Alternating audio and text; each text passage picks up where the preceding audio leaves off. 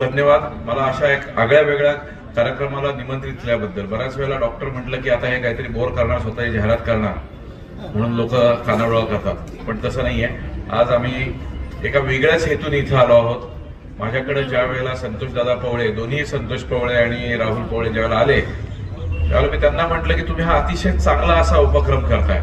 म्हणजे संतोषदादा पवळेनंतर आजपर्यंत 29 रक्तदान शिबिर आयोजित केले गेल्या 18 वर्षात.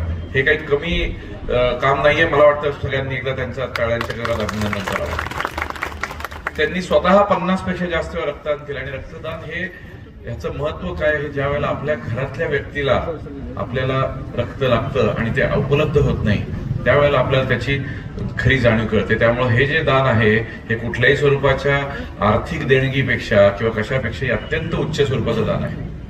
त्याचमुळे ह्या अशा या अराजकीय स्वरूपाच्या मंचावरती ज्या वेळेला अशा स्वरूपाचा कार्यक्रम आयोजित केला त्यावेळेला मी संतोष सरांना म्हटलं ठीक आहे, 100% मी येतो.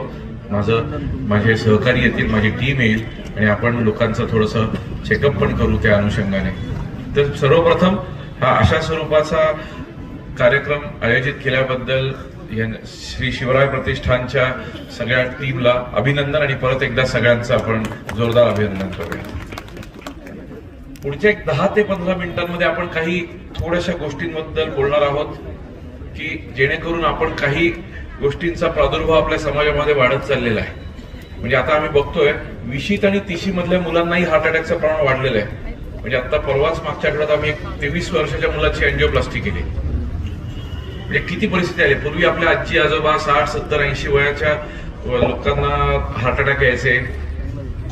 आता 20 आणि 30 म्हणजे जी आपली सर्वात मोठी पिढी आहे की ज्याच्यावरती आपलं अर्थकारण अवलंबून आहे, अशा पिढीला सुद्धा ह्या रोगांचा बीपी, डायबिटीस, स्थूलता, व्यसनाधीनता, मानसिक आरोग्य, ब्लड प्रेशर आणि हार्ट अटॅक ह्या सगळ्याला आपल्याला सामोरं जावं लागतंय. आज कुठे ना कुठेतरी आपण स्वतःच्या आरोग्याकडे बघणं आवश्यक आहे की तुम्हाला माझ्याकडे पेशंट म्हणून यायला लागलं नाही पाहिजे. मित्र म्हणून नेहमीच तुमचं सगळ्यांचं माझ्याकडं यू आर ऑलवेज वेलकम.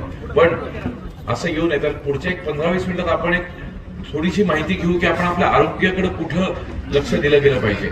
म्हणजे आज आम्ही ज्या वेळेला विचारतो की बाबा कुणी सिगरेट पितं का, स्मोकिंग करतं का, तुमचं टोबॅको खातं का किंवा नॉनव्हेज